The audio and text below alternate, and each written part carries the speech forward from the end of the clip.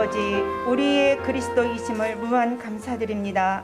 문제와 사건은 날마다 일어나고 모든 지구촌이 코로나로 인하여 멈춤의 시간이 되었고, 복음을 모르고 누리지 못하는 자들은 절망과 무기력에 빠져 여러 가지 정신 문제에 허덕이는 이때에 해답 되신 그리스도가 우리와 함께 하심을 감사드립니다. 함께 모여 예배하지 못하고 영상으로 예배드리는 사랑하는 많은 성도들 있습니다. 반드시 승리하는 영적 싸움의 예배가 되어질 수 있도록 인도하여 주시옵소서. 주님, 21년 새로운 청지기들이 세워졌고 주님 앞에 충성된 자로 나아갈 때에 기쁨이 충만하고 영원한 즐거움을 맛보는 직분이 될 수 있도록 인도하여 주시옵소서. 기관장 중심으로 원리스 되어지고 직분의 CVD IP를 잡고 전진하는 사역이 될 수 있도록 인도하여 주시옵소서. 말씀을 전하시는 귀한 목사님께 성령 충만함으로 인도하여 주시옵시고, 예배를 방해하는 모든 흑암 저주의 세력은 예수 그리스도 이름으로 무너지게 하여 주시옵소서. 모든 말씀에 살아계신 우리 주 예수 그리스도의 이름으로 기도드렸습니다. 아멘. 이 시간 은혜 받고 승리할 하나님의 말씀입니다. 사도행전 3장 1절로 10절 말씀입니다. 제9시 기도 시간에 베드로와 요한이 성전에 올라갈새 나면서 못 걷게 된 이를 사람들이 메고 오니, 이는 성전에 들어가는 사람들에게 구걸하기 위하여 날마다 미문이라는 성전문에 두는 자라. 그가 베드로와 요한이 성전에 들어가려 함을 보고 구걸하거늘 베드로가 요한과 더불어 주목하여 이르되 우리를 보라 하니, 그가 그들에게서 무엇을 얻을까 하여 바라보거늘 베드로가 이르되 은과 금은 내게 없거니와 내게 있는 이것을 내게 주노니 나사렛 예수 그리스도의 이름으로 일어나 걸으라 하고 오른손을 잡아 일으키니 발과 발목이 곧 힘을 얻고 뛰어서서 걸으며 그들과 함께 성전으로 들어가면서 걷기도 하고 뛰기도 하며 하나님을 찬송하니, 모든 백성이 그 걷는 것과 하나님을 찬송함을 보고 그가 본래 성전 미문에 앉아 구걸하던 사람인 줄 알고 그에게 일어난 일로 인하여 심히 놀랍게 여기며 놀라니라. 아멘. 다 함께 신앙을 고백하시겠습니다. 주는 그리스도시요 살아계신 하나님의 아들이십니다. 아멘. 옆에 분을 축복합니다. 승리하셨습니다. 최고의 은혜의 시간 되시기 바랍니다. 바뀌고 누리는 시간표 라는 제목으로 말씀을 전합니다. 지금 저희들에게 오늘 주신 말씀이 회복자 예수였습니다. 우리가 이 땅에 태어나서 참 행복하게 또 행복한 가정 속에서 이렇게 태어나지만 궁극적으로 모든 사람들은 일하면서 이게 살게 되어 있습니다. 삶이 있기 때문에 뭔가를 하면서 살아야 된다는 거죠. 가령 우리 학생들은 공부라는 어떻게 보면 그런 일을 하면서 살아가고, 또 그 단계를 거쳐가면 사회에서 이런저런 일들을 하면서 살아갑니다. 그런데 궁극적으로 인간이라는 존재는 일에 앞서서 예배자의 응답을 누려야 된다. 그래서 예배자로, 일하는 자로 이렇게 어떻게 보면 하나님은 창조하셨다, 이렇게 우리가 볼 수 있겠죠. 그래서 예배자 이전에 일하는 자의 초점을 맞춰 살면 인간은 수고하고 무거운 짐을 지고 살아갈 수밖에 없다. 일이라는 무거운 짐을 일을 하면서 참 누리고 기쁨과 그런 감사로 일을 하는 것도 한두 시간이고 하루 이틀이고 잠깐이지, 실질적으로 그 일이라는 것이 무거운 짐이 되어져서 짓누르게 되어 있다. 그래서 짐진 자들, 이렇게 이제 성경은 표현하고 있는 겁니다. 이렇게 예배자로, 일하는 자로, 하나님 자녀로 우리가 축복을 받게 되면 예배자의 의미가 무엇입니까? 평안인 겁니다. 정말 내가 예수를 그리스도로 영접하고 내가 교회를 다닌다, 신앙생활을 한다 라고 했을 때는 우리에게 제일 중요한 것이 무엇이냐? 평안입니다. 그래서 우리가 이제 평가할 수 있는 게 너무 쉽지요. 내 마음에 지금 평안이 있느냐, 내가 평강 가운데 있느냐, 그 사람은 예배자로, 그 사람은 예수 안에서 하나님 자녀의 평안을 누린다는 겁니다. 내가 이런저런 사건 때문에 불안하다, 불신앙입니다. 나에게 질병이 오고 고통이 오고 어떤 문제가 와도 나는 예수로 인하여 예배자이기 때문에 평안해야만 된다는 거죠. 그래서 그런 것들 상관없이 나는 평강 가운데 있습니다. 진정 하나님의 자녀요 예배자인 겁니다. 그런 평안을 가지고 우리가 인도받아 나가는 것이고 하나님의 일을 우리가 해 나가게 되어 있다라고 볼 수 있는 거죠. 그래서 죄인된 인간이 율법을 다 지킬 수 없고 지키는 것으로 죄의 짐을 벗을 수가 없다라고 오늘 말씀 가운데 주십니다. 그래서 율법을 지키는 것이 답이 아니라 그리스도께 나오는 것이 답이다. 우리가 세상 삶을 살아갈 때 이것저것을 통해서 내가 답을 얻는다라고 생각할 수 있지만 그게 우리 인생의 진정한 답은 아니다. 우리가 예수 앞에 나오는 것이 최고의 답이다. 거기에 우리가 쉼이 있고 평안이 있고 평강이 있다라는 겁니다. 그래서 우리가 항상 24시간 365일 늘 예수 안에 평안, 평강 가운데 있어야 될 줄 믿습니다. 그렇다면 왜 예수께 나가야 되고 왜 예수 안에 평안이 있어야 합니까? 예수만이 우리들에게 구원을 갖다 주기 때문에 그렇습니다. 예수만이 이 세상에서의 평안을 유지할 수 있는 모든 권세를 주기 때문에 예수께 나아가야 되고 예수만 주인으로 우리는 섬겨야 되는 것입니다. 왜 예수만 섬겨야 됩니까? 왜 예수 앞에만 나가야 됩니까? 구원이요 또한 권세 또한 그리스도이기 때문에 그렇습니다. 우리가 그리스도의 능력 안에 있어야 평안이고 그리스도의 능력이 있어야 우리가 일을 해 나갈 수 있다라고 성경은 우리들에게 중요하게 말씀하고 있습니다. 그래서 그리스도 안에 그 축복을 놓치고 허송세월하는 그 시간표 갖지 말고 참단의 안식을 맛보고 누리고 증거하는, 정말로 그렇다면 우리의 삶은 생명력이 넘치는 그런 삶이 될 것입니다. 그 응답을 우리가 누려야 될 줄 믿습니다. 이렇게 예수 안에서 평안을 누린다. 예배자로서의 우리가 하나님 앞에 무릎 꿇게 되면 우리가 세상 일을 설령 육신적으로 힘겹게 한다 할지라도 그것은 결코 무거운 짐이 아니고 쉽고 가벼운 짐이 되어진다. 그래서 우리가 예배자로 선다는 것은 주의 일을 먼저 앞서 하게 되어 있다. 늘 주님의 일을 생각하며 그 주님의 일을 인도받는 걸 보고 우리가 육신의 일을 하고 있다라고 볼 수 있겠죠. 우리가 항상 놓치지 말아야 될 것, 다시 한번 이야기하면 모든 인간은 죽음의 짐 내지는 영원, 즉 죄와 저주라는 영원히 지고 갈 수밖에 없는 그 영원의 짐, 우리가 하나님의 나라 성령 충만이라는 영혼이 아니라 그런 죄와 저주 가운데 영원히 짐을 지고 갈 수 없는 인간 인고로 절대적으로 놓치지 말아야 될 것, 죄인된 인간 스스로 결코 해결할 수 없기 때문에 예수께 나와야만 된다. 그리고 우리가 놓치지 말아야 할 것뿐만이 아니라 착각하지 말아야 될 것이 있습니다. 그것은 예수가 주시는, 예수님이 우리들에게 허락되어진 그 멍에, 그 일이라는 것은 바로 행복이고 쉼이고 안식이다. 그래서 결단코 그 일은 짐진 자들이 아니라 평안 가운데 하나님은 인도하신다 라고 요한복음 14장 27절은 이야기하고 있는 겁니다. 오늘 하나님 말씀 앞에 온전한 순종을 할 때 그 멍에와 짐은 가볍다.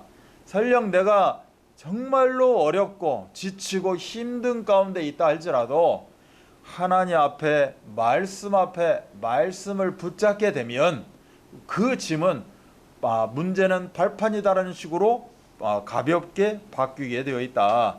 그래서 예수님과 함께하는 그 삶을 살면 우리가 참으로 축복을 체험하게 되어 있다. 오늘 말씀에서 내 멍에는 쉽고 내 짐은 가볍다, 이 말은 말씀을 온전히 붙잡고 참된 누림의 신앙생활을 해야 된다, 이 의미고 같은 내용이다라고 우리가 볼 수 있는 겁니다. 결론적으로 이 질문과 대답이 있죠. 인생에서 가장 무거운 짐이 뭡니까? 내가 지금 짐이 없다는 것, 짊어질 짐이 없다는 것, 이것이 참으로 제일 무거운 짐이다 라고 이렇게 말씀 주신 내용이 있습니다. 항상 우리는 무엇인가 지고 가는 그런 삶을 살 수밖에 없다.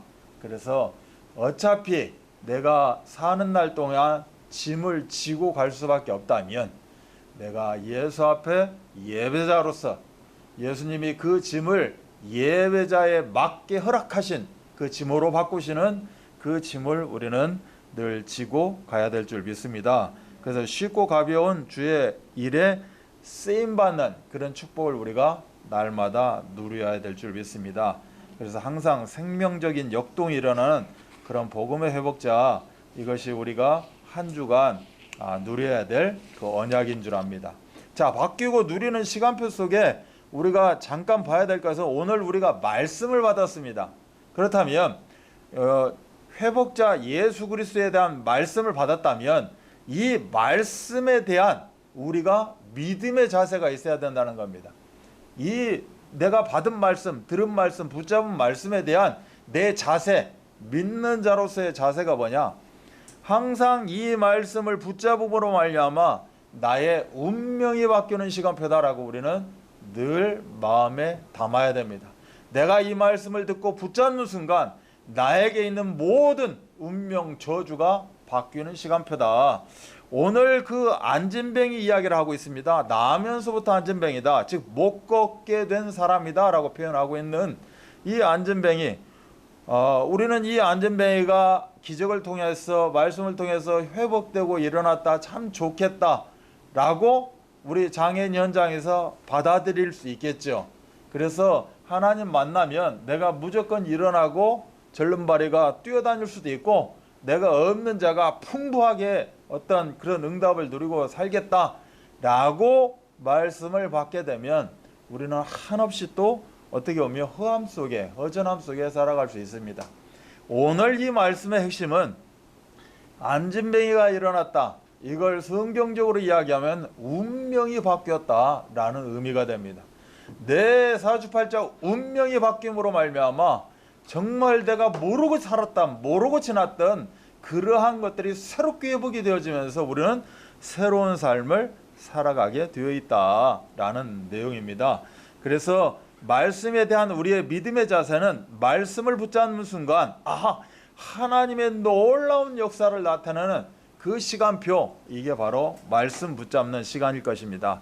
그래서 이 말씀이 나의 말씀이 맞구나 깨닫고 붙잡을 때 우리는 운명이 바뀌고 그런 승리의 삶을 누리는 시간표가 될 줄 믿습니다. 자, 말씀에 대한 믿음의 자세는 말씀은 과거도 아니고 미래도 아닙니다. 어떻게 보면 다 과거와 미래를 지배하는 말씀이지만 말씀에 대한 믿음의 자세는 오늘을 누리는 시간표입니다. 말씀이 선포되어진 지금, 말씀을 붙잡은 오늘, 내가 이 말씀을 온전히 누리는 시간표, 이것이 말씀에 대한 믿음의 자세일 겁니다. 그래서 히브리 13장 8절을 예수 그리스도는 어제나 오늘이나 영원토록 동일하다. 그래서 말씀이 선포된 2000년 전 그 예수가 아니라 오늘 나에게 역사하시는 예수 그리스도, 그 말씀으로 붙잡고 우리는 승리해야 될 줄 믿습니다. 그 증거가 히브리 3장 7절, 13절, 15절에 보면 계속해서 오늘이라는 그런 표현을 하고 있고, 고린도후서 6장 2절도 우리가 잘 알다시피 지금 오늘 우리가 은혜 받는 시간표고, 지금 오늘 우리가 구원 얻는 시간표고, 지금 오늘 우리가 응답받는 시간표일 것입니다. 히브리 4장 2절 같은 경우는 말씀이 믿음과 결부되어 있다라고 이야기합니다. 그래서 말씀은 화합이 되어진다는 거죠. 하나가 되어진다는 겁니다. 말씀이 나에게 떨어지는 순간 내 안에서 물과 기름으로 겉도는 것이 아니라 나를 지배하고 나와 함께하고 내 속에서 역사하시고, 그래서 내 삶도 그렇고 내 중심도 그렇고 관계된 모든 현장도 그렇고 말씀을 내가 붙잡는 순간에 말씀과 하나가 되어진다는 거예요. 그래서 그 증거가 히브리 4장 12절입니다. 오늘 지금 이 말씀이 내게 하나가 되어지고 화합이 되어질 때 참으로 촉촉해진 내 마음에 하나님의 말씀이 담기고 말씀이 성취되어져서 나의 전인격적인 그런 치유와 서밋의 응답, 그 시간표가 바로 말씀에 대한 믿음의 우리의 자세일 겁니다. 그래서 우리는 항상 말씀을 생각하고 있고, 그리고 아침에 일어나서도 하루를 시작하면서도 우리는 말씀을 붙잡습니다.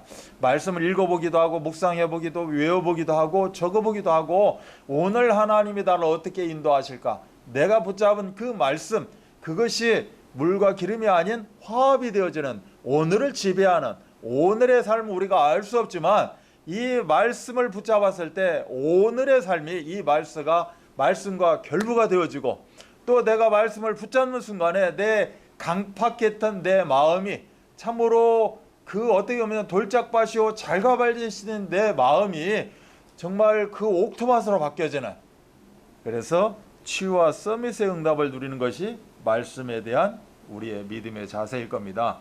바뀌고 누리는 시간표, 첫 번째는 운명이 바뀌는 시간표입니다. 인간은 운명이라는 그런 심각한 고질병 내지는 중병에 걸려 있습니다. 그럼에도 불구하고 나는 필요 없다는 겁니다. 뭐가 필요 없어요? 병원도 필요 없고 의사도 필요 없다는 거죠. 중병에 분명히 걸려 있는데 본인은 깨닫지 못하고 아무 문제가 없다고 한다는 겁니다. 이런 영적인 병 때문에 인간 삶에 무엇이 찾아옵니까? 지난주에 한계 상황이 찾아온다라고 제가 말씀을 드렸습니다. 모든 인간은 실존 자체는 한계 상황에 부딪히게 되어 있다. 그런데 이러한 영적인 병을 알고 있는 자들, 예수 안에서 평강을 누리고 있는 자들에게는 아무리 어떤 한계 상황에 부딪힌 자 할지라도 그것은 오히려 축복의 발판으로 바뀌게 되어 있다라고 말씀을 나누었습니다. 그래서 이렇게 한계 상황이 찾아오는데도 깨닫지 못한다는 거죠. 내가 누구인지, 어떻게 우리는 살아야 하는지 많은 말들을 하고 있지만 어떻게 보면 죄인된 모습입니다. 죄가 뭐지요? 그 관역에서 벗어났다는 겁니다. 궤도를 이탈했다는 거예요. 이처럼 살아갈 수밖에 없다. 그래서 운명이라는 중병을 치유하지 않고는 사단이 만들어 놓은 창세기 3장의 그 함장이요, 6장의 틀이요, 11장의 올무에서 벗어날 수가 없다. 그런데 사랑이 많으신 하나님께서는 인간 스스로 절대 해결할 수 없는 이 운명을 완벽하게 바꾸셨다. 그래서 우리 입장에서는 바뀌었다는 겁니다. 이것이 바로 창세기 3장 걷지 못하는 그 40년 어떻게 보면 나면서 안전뱅이를 통하여서 우리가 깨달아야 될 그 핵심일 겁니다. 그래서 이 본문은 기적을 체험하자, 이것이 주제가 아니라 도저히 어쩔 수 없는 그런 운명이 바뀌었다. 이것이 오늘 창세기 3장 1절로 10절의 주제일 겁니다. 그래서 인간이 가진 그 근본 문제는 복음의 능력으로만 치유가 되어진다. 우리가 굳게 붙잡아야 될 줄 믿습니다. 우리가 잘 알고 있다시피 근본 문제가 뭡니까? 마귀에게 속아 하나님 떠난 그 원죄 문제입니다.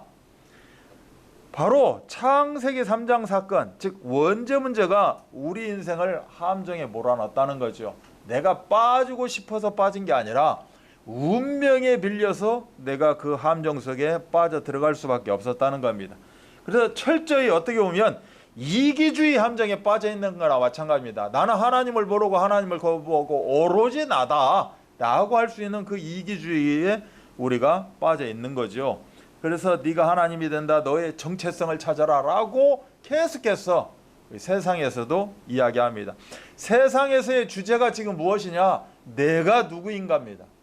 그렇다면 내가 어떤 정체성을 가지고 어떻게 살아갈 것인가? 우리가 유튜브 안에서 여러 가지를 보게 되면 학자나 어떤 상담가나 좀 이렇게 세상에서 좀 이렇게 뭔가 위치가 있던 사람들 강연하는 강연들의 주제는 내가 누구인가입니다. 그리고 나는 어떻게 살아갈 것인가 라고 계속해서 이렇게 펼치고 있는 거죠. 네 스스로 하나님이다라고 인간의 이기심을 계속해서 샘솟듯 이렇게 만들어가는 그런 존재들에 대해서 창세기 3장은 이야기합니다. 무엇이 선이고 악인가, 무엇이 정의고 거짓인가 필요가 없는 겁니다.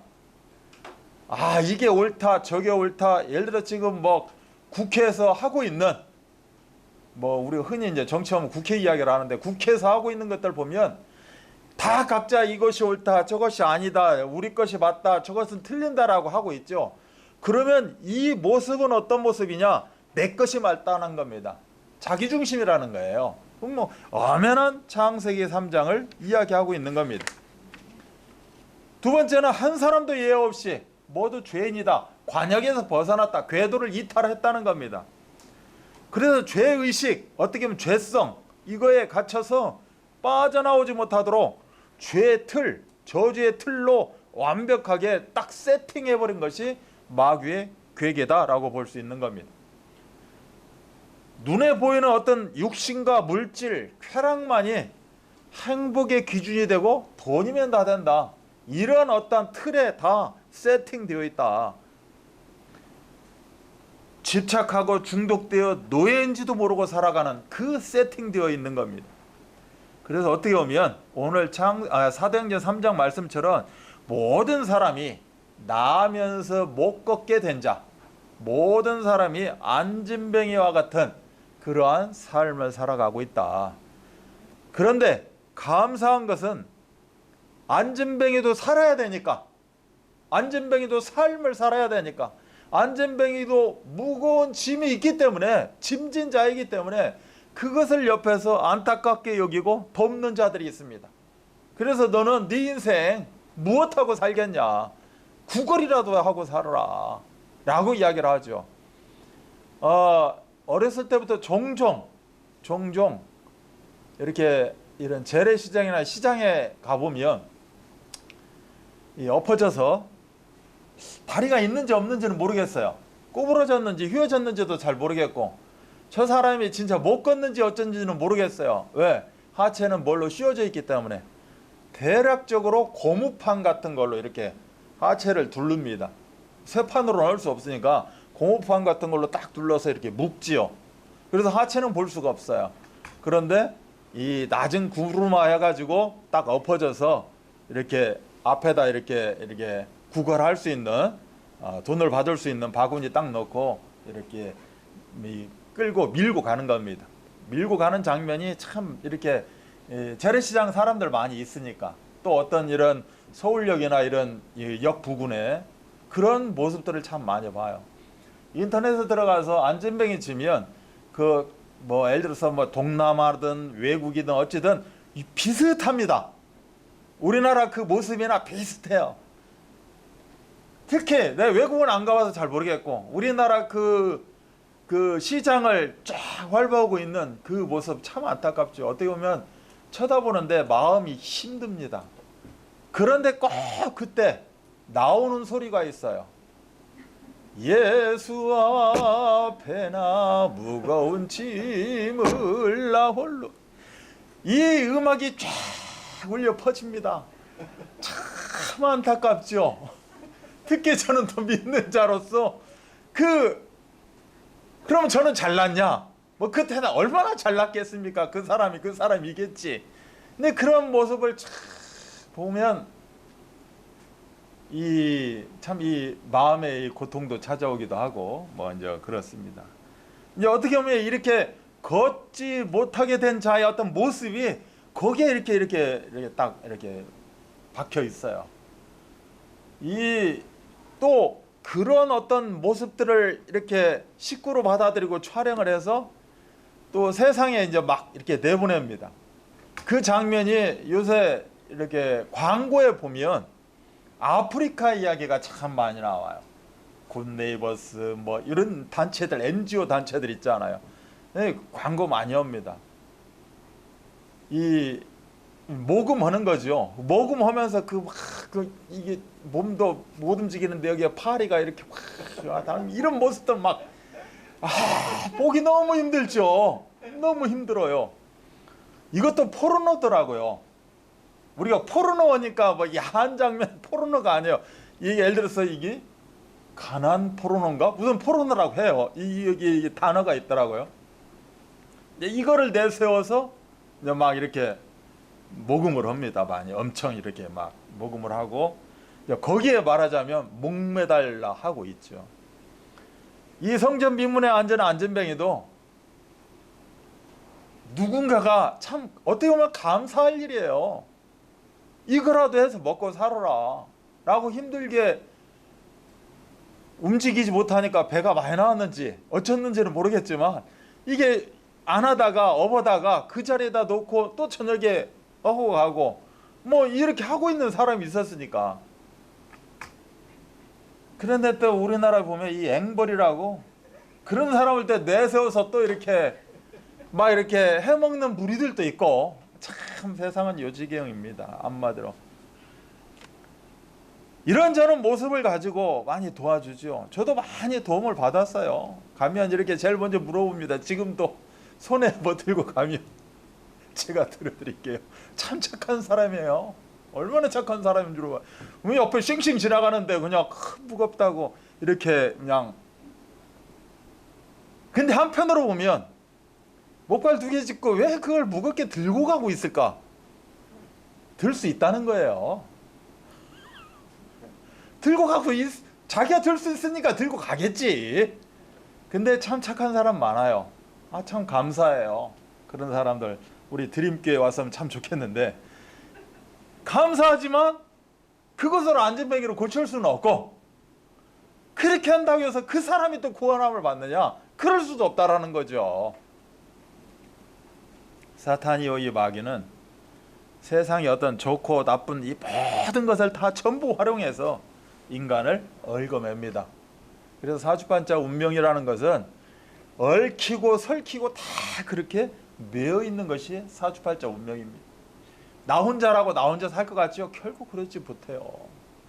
어딘가에 우리는 이렇게 얽매여서 삽니다. 내가 내 마음껏 살 것 같아도 또 그렇지도 못해요. 그래서 그런지 네 자신을 찾아라. 이렇게 자기에 대한 것이 세상에서 굉장히 어떻게 보면 이슈화 되는지도 모르겠어요. 너희는 너희 아비 마귀에 속했다. 이 한마디로 이야기하면 재앙 중에 재앙을 이야기하는 겁니다.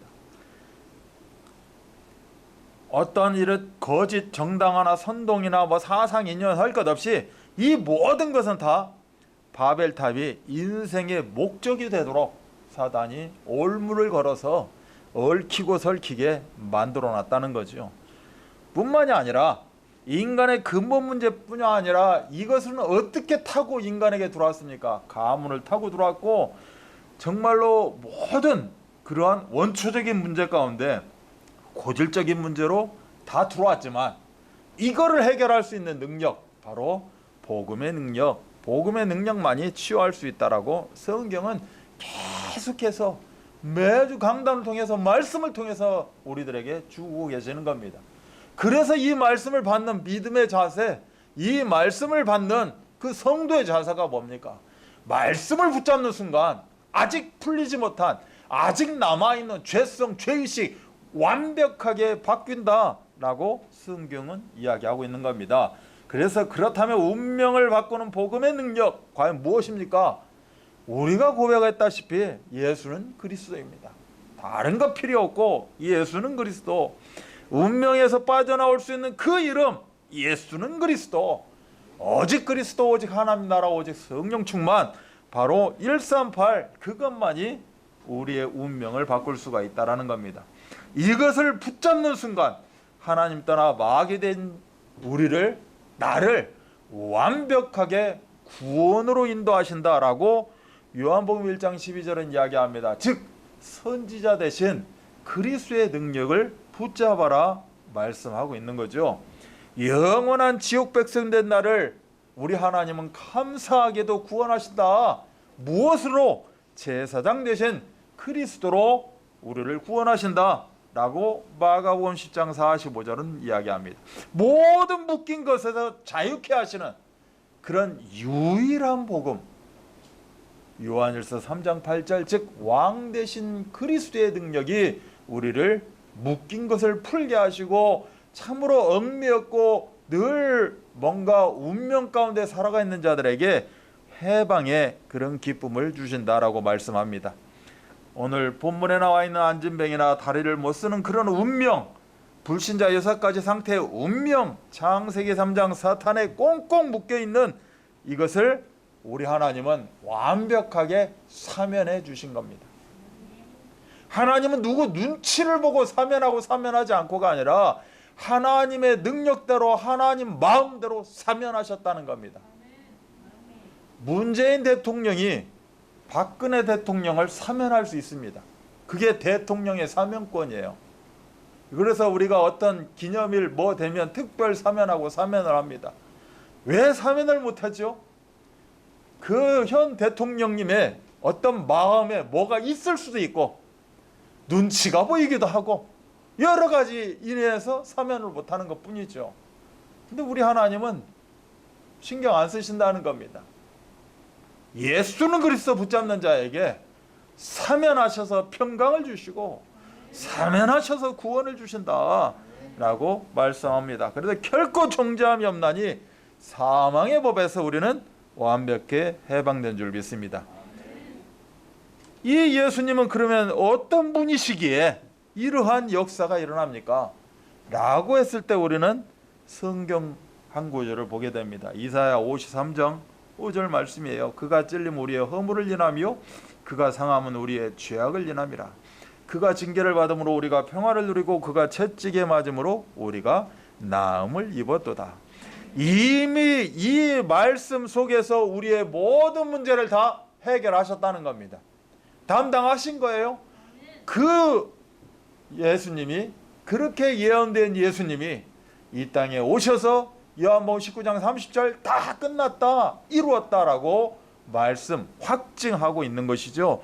그래서 우리의 모든 죄악을 사하신 분이 바로 예수 그리스도, 영적인 치유를 말씀하고 있는 겁니다. 우리의 마음, 우리의 생각, 이러한 모든 것을 완벽하게 치유하셨다라고 이야기합니다. 우리의 육신의 건강까지도 완벽하게 치유한, 육신을 치유한 분이 바로 예수 그리스도다라고 말씀하고 있는 겁니다. 아니, 육신을 치유하셨다면서 왜 여전히 드림교회는 장애인교회에서 드림교회로 바꿨다고 육신이 바뀌었냐? 그것도 아니고 여전히 똑같이 장애인 현장입니까? 그러나 어떤 성도가 이야기를 합니다. 내 마음에 평강이 있고 예배자로 선 그 성도가 이야기를 합니다. 나에게 육신의 장애가 있다 해도 나는 평강 가운데 있다. 육신의 장애, 이 장애를 가지고 하나님이 하실 일, 주의 일을, 그 멍에가 쉽고 가볍다는 주의 일을 행하고 있습니다. 그래서 육신의 이 질병 어려움은 쓰임받는 도구입니다. 지금 시간표에서 쓰임받는 도구입니다. 이러면 참으로 영적, 마음, 육신 치유를 다 감당한 줄 믿습니다. 이처럼 복의 근원 되시고 치유의 근원 되시고 응답의 근원 되신 예수 그리스도 붙잡고 완벽하게 자유와 해방을 누리는 우리 모두가 되기를 주 예수 그리스도 이름 받들어 축복합니다. 두 번째는 누리고 전하는 시간표입니다. 오늘 3장 6절에 보면 내게 있는 이것을 너에게 주노니 일어나 걸으라, 쭉 이제 말씀이 선포되고 있습니다. 여기서 나에게 있는 이것이 무엇입니까? 또다시 이야기합니다. 예수 그리스도의 이름입니다. 그래서 마태복음 1장 21절로 23절 예수 그리스도의 이름이 무엇인지에 대해서, 임마누엘이 무엇인지에 대해서, 우리에게 왜 이 이름이 2000년 전에 이 땅에 오셨는지에 대해서 우리는 깨달아야 될 줄 믿습니다. 그래서 나면서부터 그 안전뱅이가 바로 의학, 과학 절대 고칠 수 없는 그 어떻게 보면 저주입니다. 그러나 상식을 뛰어넘는 하나님의 역사를 체험하게 된 그 이름이 바로 예수 그리스도의 그 이름인 줄 믿습니다. 우리가 구원보다 더 큰 기적은 없습니다. 이름하여 안전뱅이가 일어나서 뛰고 걸으며 하나님을 찬미한 이 기적보다 더 큰 기적은 없다는 거죠. 바로 운명을 바꾸는 기적보다 더 큰 기적은 없다. 우리는 지금도 기적을 원하고 살아가고 있습니다. 하나님 이거 없는 거 좀 팍 있게 해주시고 그냥 좀 확 뒤집어 주시고, 이미 뒤집었는데 또 뒤집어 달라는 겁니다. 그러면 제대로 돌아가게, 옛것으로 돌아가게 해달라는 것밖에 말이 안 되는 거죠. 이미 뒤집었는데 왜 또 뒤집습니까? 그것을 라고 성경은 이야기하고 있습니다. 그래서 구원받고 하나님 자녀 됐으면 끝난 것이고 이것보다 더 큰 기적은 없다. 우리가 더 붙일, 더 원할 것도 없다라는 거죠. 그래서 한마디로 우리는 늘 마음속에 새겨야 됩니다. 내 인생의 가장 큰 기적, 이 땅 가운데 가장 큰 기적은 구원이다 라고 성경은 이야기하고 있는 겁니다. 그래서 계속해서 오늘 이 말씀을 쭉 묵상하다 보면 그 어떤 근본 영적으로 정신적으로 마음적으로 계속 치유되고 있는 장면들을 우리가 보게 됩니다. 운명이 바뀌었죠.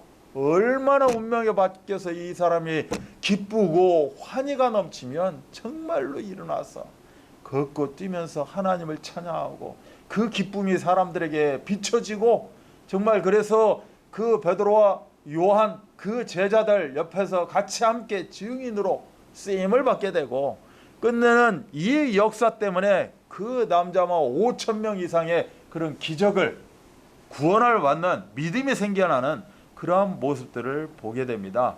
이처럼 우리가 정말 그 바꾸어진 이 인생의 여정 속에서 우리는 누리고 또 우리는 증인으로 우리는 전하는 그런 시간표를 가져야 될 줄 믿습니다. 그 이름은 우리가 확신 가지고 기도할 때 역사하는 이름이 그 이름입니다.